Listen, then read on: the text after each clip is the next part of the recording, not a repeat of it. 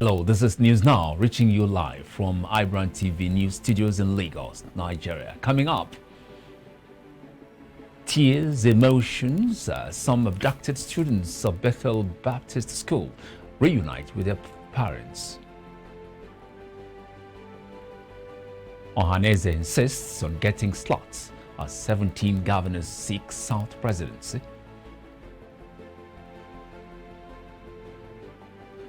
Court denies Professor Dibu OJERINDE, former JAMB registrar, bail on alleged fraud.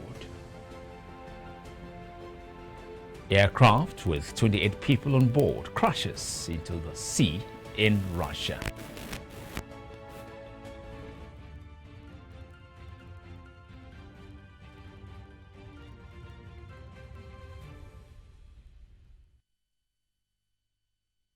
Hello again, thanks very much for joining us. I'm Michael now. A group of young Nigerians on Tuesday besieged the National Assembly to protest the exclusion of electronic transmission of results in the final version of the Electoral Act Amendment Bill by the National Assembly. The protesters see the decision of the National Assembly to remove electronic transmission of results as a coup against Nigerians. The Community Court of the Economic Community of West African States has fixed July the 9th, 2021 to decide on the consolidation of all applications before the court on the Twitter ban by the federal government of Nigeria. The ECOWAS court said this in a virtual court setting held via Zoom on Tuesday. On the cause list for the day were 2 applications against the federal government over the Twitter ban. One was the application brought by the registered trustees of the Socio-Economic Rights and Accountability Project against the federal government. The other was the application brought by the Media Rights Agenda and 8 others against the federal government on the same issue. The lawyer representing the federal government, Abdullahi Abubakar, informed the court that he has a motion to consolidate all the 4 applications before the court on the Twitter ban issue. In his motion on notice dated July the 5th, 2021, Abubakar prayed the leave of the court to consolidate the hearing of the applications pending before the court and other orders the court may deem fit in this circumstance. The counsel to Serap Femi Falana, SAN, however, did not object to the application. Emotions and tears of joy as students of BETHEL Baptist High School on Monday reunited with their parents in Kaduna. While some of the parents who had long waited for the return of their children could not mask their emotions, others stated government must intensify efforts to rescue the remaining students.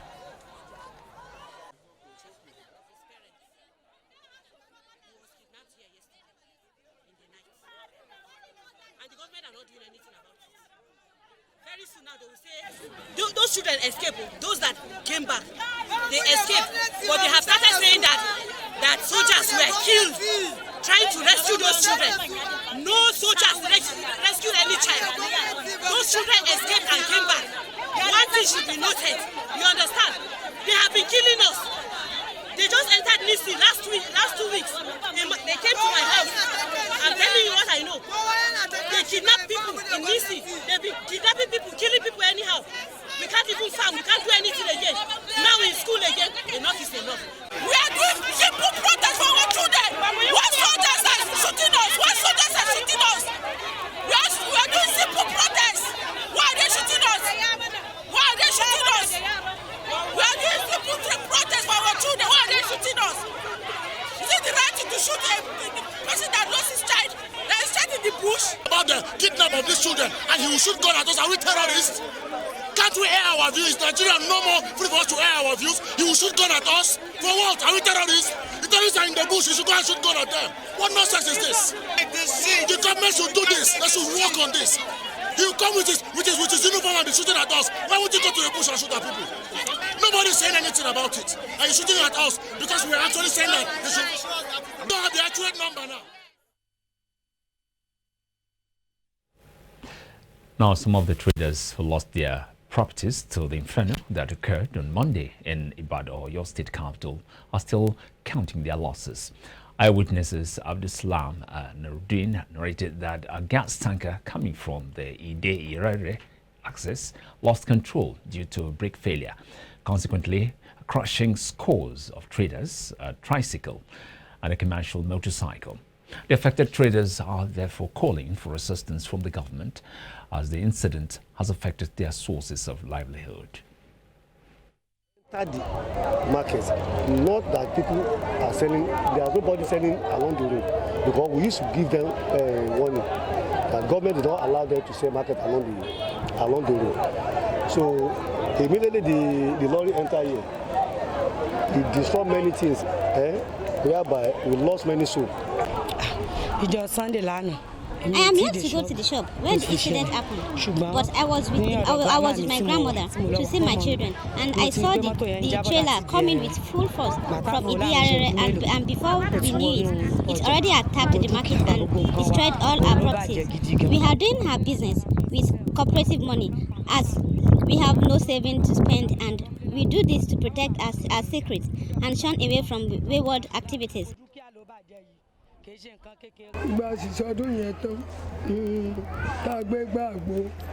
We have been doing this sacrifice for 12 years now, as we have children that we send to do the sacrifice, and when they return, they told us to stay away from the market for 7 days, and we passed the information, and we are aware that some of us refused to do so, and some of us that hit to the warning just returned to the market.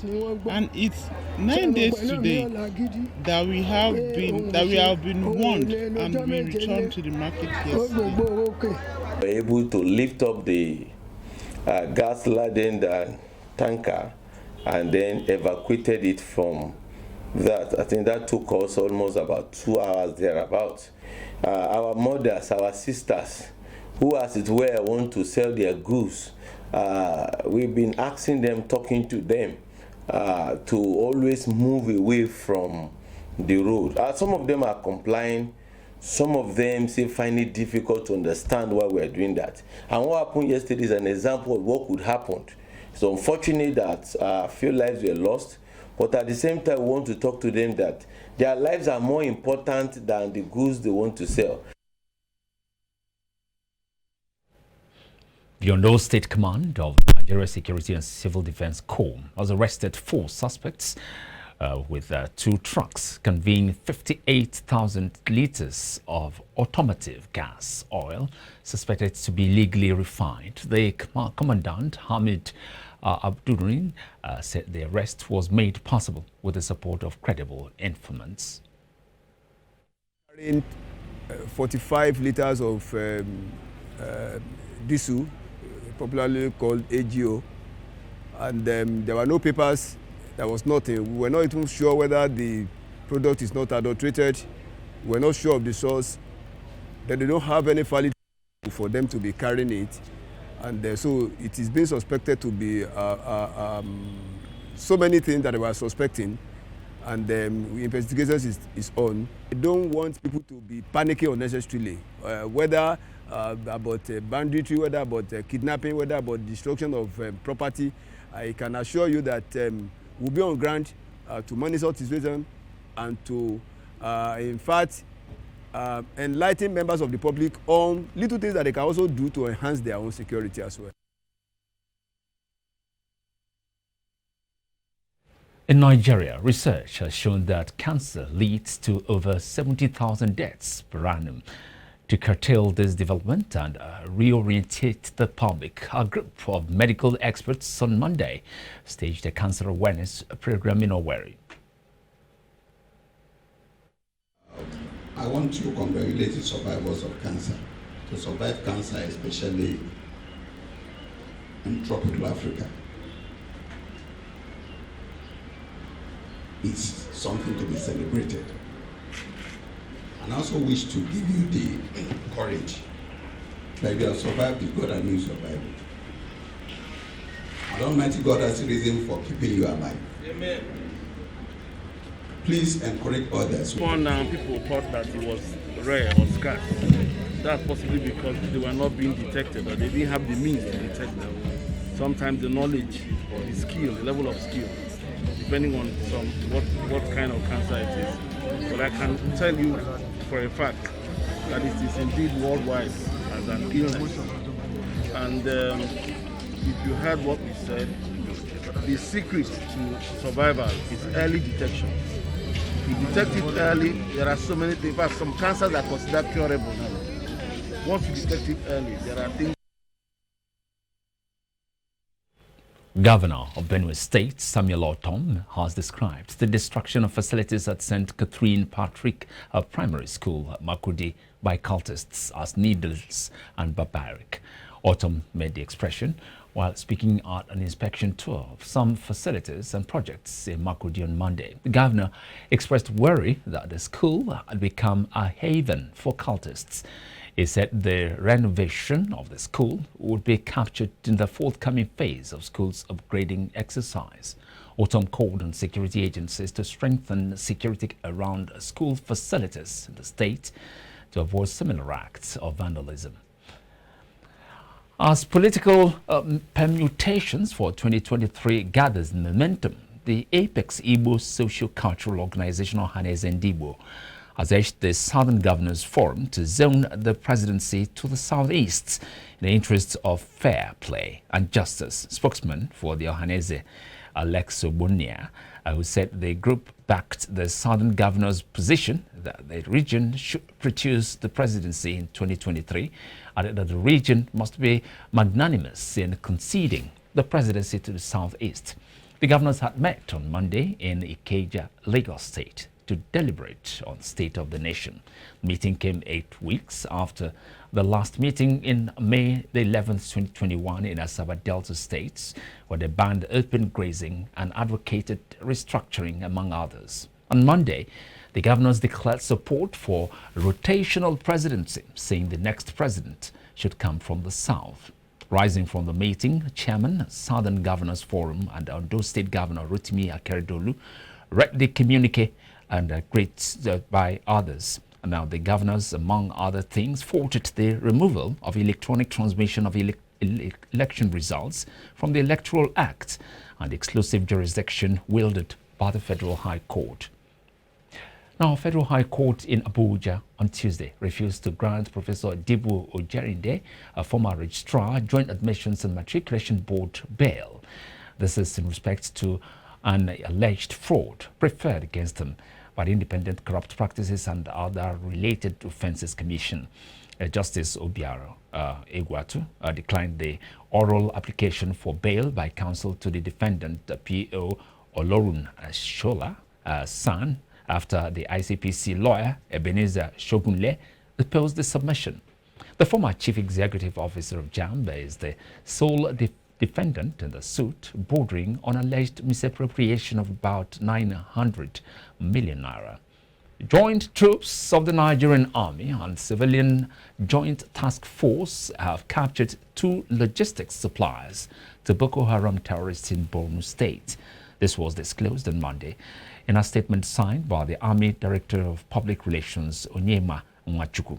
Items recovered include 1 hand grenade, 1 axe, 1 vehicle, 5 bicycles, 2 mobile phones, and some quantity of petroleum, oil, and lubricant were recovered in the process. According to the statement, the troops left no stone unturned during the clearance operation, combed the entire area, destroying several identified terrorist camps. The Chief of Army Staff, Major General Farouk Yahaya, in response, commended the alertness of the troops, urging them to sustain the aggressiveness of the operation to ensure they clear terrorists' enclaves and dominate the general area. You're watching news now reaching you from our studios here, iBrandTV, Lagos. We'll take a break now, come back, African News.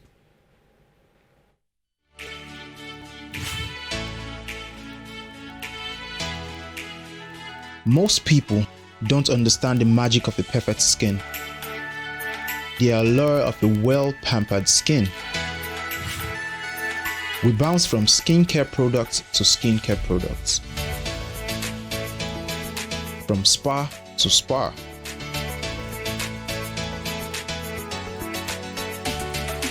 looking for that ideal solution.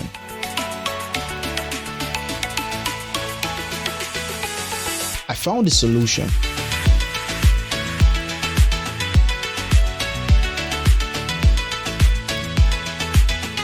And it's Blemiville Skincare and Spa. My name is Neil, and I'm proud to be a part of the Blemiville family.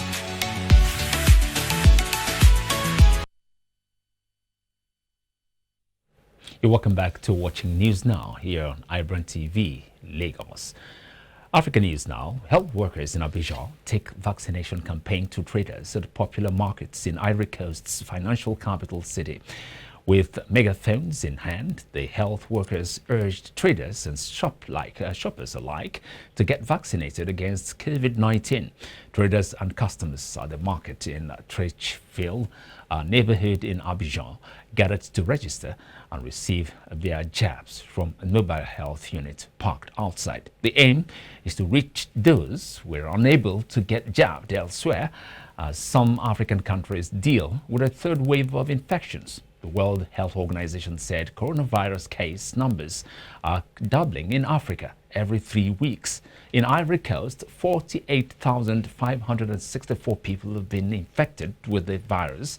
47,936 people have recovered, and at least 315 have died during the pandemic, according to Johns Hopkins University.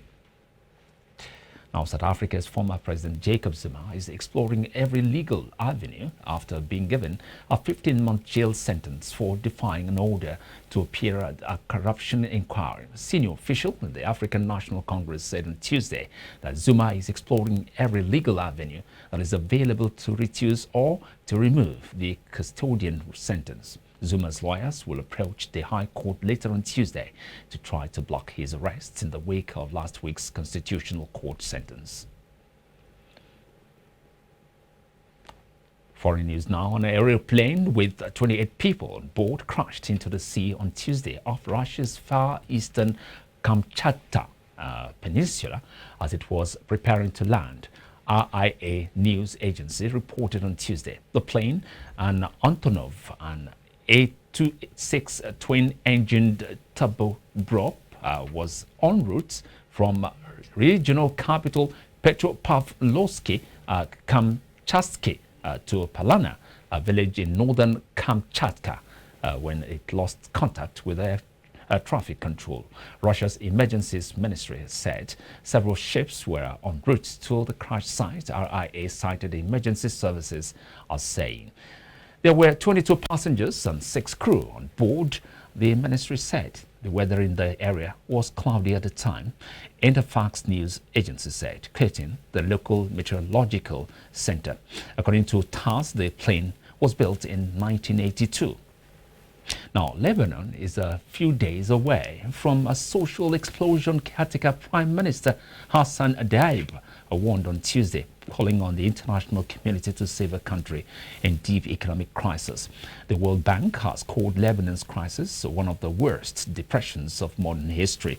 The currency has lost more than 90% of its value, and more than half of the population has been propelled into poverty. Anger over fuel shortages has spilled into fights at petrol stations. The Prime Minister appeared to be warning of the prospects of more unrest.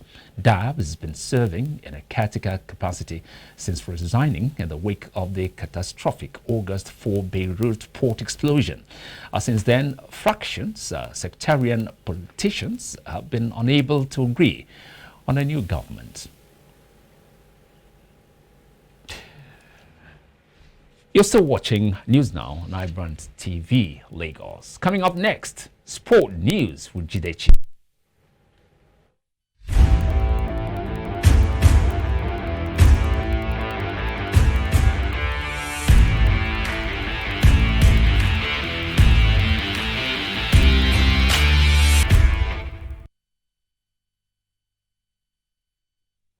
Welcome to the sports update. I am Jidechi Chidieze. Now, Italy and Spain meet in a blockbuster first semi-final at Euro 2020 before an expected crowd of 60,000 at Wembley on Tuesday, as anticipation builds ahead of England's last fortnight against Denmark. Tuesday's game is the latest episode of a burgeoning rivalry between Italy and Spain, with the nations meeting in a fourth consecutive European Championship. Spain won on penalties in the quarterfinals in Vienna in 2008 on their way to winning the trophy, and then trashed Italy 4-0 in the final in Kiev 4 years later. Italy, whose European Championship title came in 1968, have been the standout team at the tournament so far, scoring 11 goals and conceding just twice. On Wednesday, Gareth Southgate's England side have raised the hopes and expectations of with their display so far, making it to the last four without conceding a goal. They would face Denmark, who themselves have enjoyed a remarkable run at this Euros since the trauma of Christian Eriksen's cardiac arrest in their opening defeat against Finland in Copenhagen. And moving on, a fundraiser collecting money for young German fan seen crying during last week's Europe 2020 defeat to England has reached more than 35,000 euros. The girl was shown in tears during television coverage of last Tuesday's last 16th clash at Wembley, and the image quickly became a viral hit. But some social media users shared the picture along with abusive messages. Fundraiser Joel Hughes initially set a Just Giving page with the aim of raising 500 euros to show the little German supporter that not everyone in the UK is horrible, but it has since rocketed past its target. Just Giving has now since taken over efforts to locate the girl's family and plan to discuss the possibility of donating the money to charity. And that's all for now on Sports Updates. Michael, it's all yours now.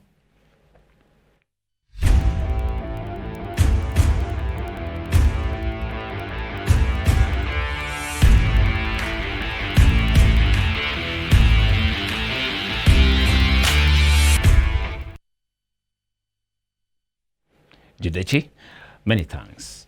Business news.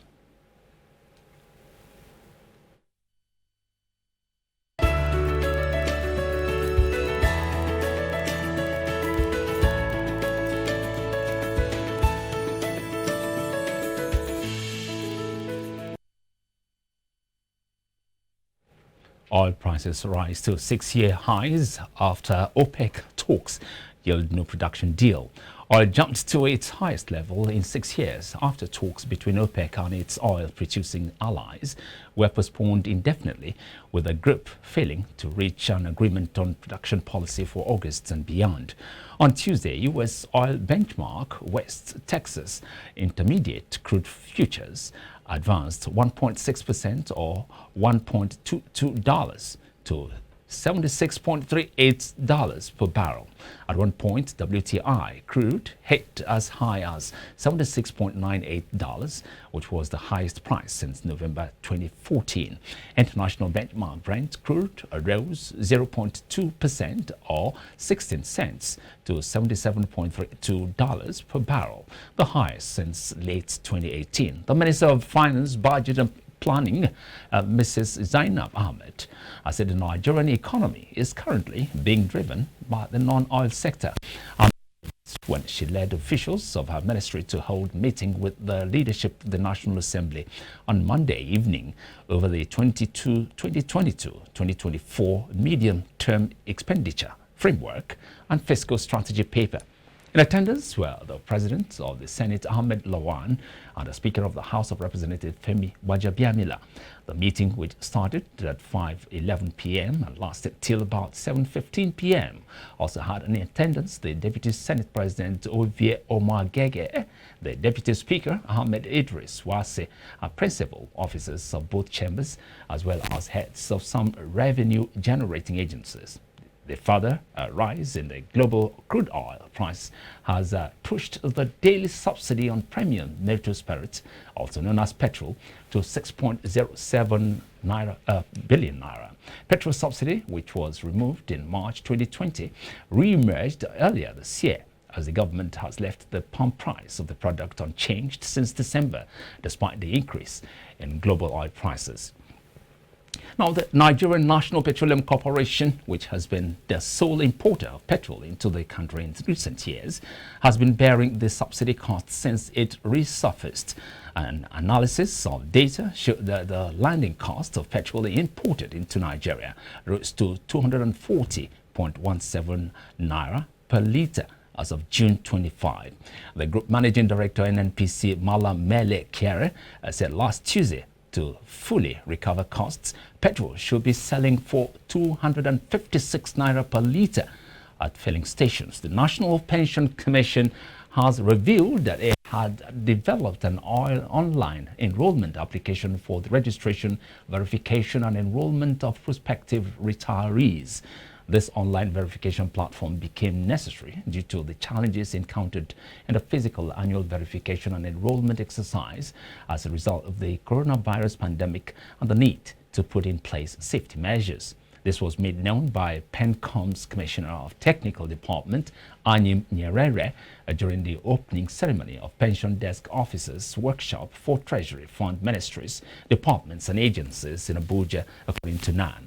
Nyerere said that it was an established norm within PENCOM to conduct physical annual retirement verification and the enrollment exercise on the federal government employees of MDAs scheduled for retirement within the next fiscal year. Now, the governor of the Central Bank of Nigeria, Godwin Emefiele, said the bank will increase its development finance interventions to further support startups and small and medium enterprises in the country. Emefiele spoke while delivering the 51st convocation lecture of the University of Lagos on Monday. According to him, increased access to finance for startups and SMEs is highly essential for the nation's economy to grow. He highlighted the critical role of the vibrant and growing SMEs to the growth of the economy and the creation of jobs for Nigerian youth. The CBN governor said the potential of SMEs in enhancing economic growth was hampered by limited access to finance, inadequate infrastructure, and poor digital penetration. Emefiele urged the government and the private sector to provide more support in addressing the challenges of SMEs in the country. Coming up next is entertainment news.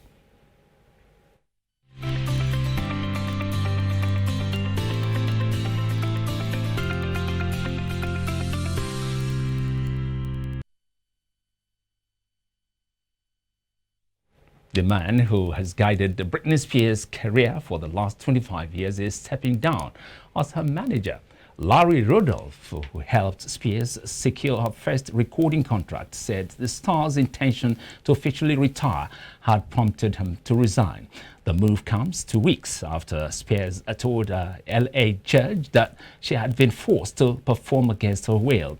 She is currently seeking to end a conservatorship that has governed her life and finances since 2008. Rudolph announced his intention to resign in a letter to the star's father, Jamie Spears, and co-conservator Jody Montgomery. Now, Nollywood veteran Richard Murphy Damijo has taken to social media to celebrate his 60th birthday in style. The film star, who clocked a year older on June the 6th, 2021, took to his Instagram page to share some stunning new photos. This comes a few hours after he opened about his life and marriage in a recent interview with Chideu.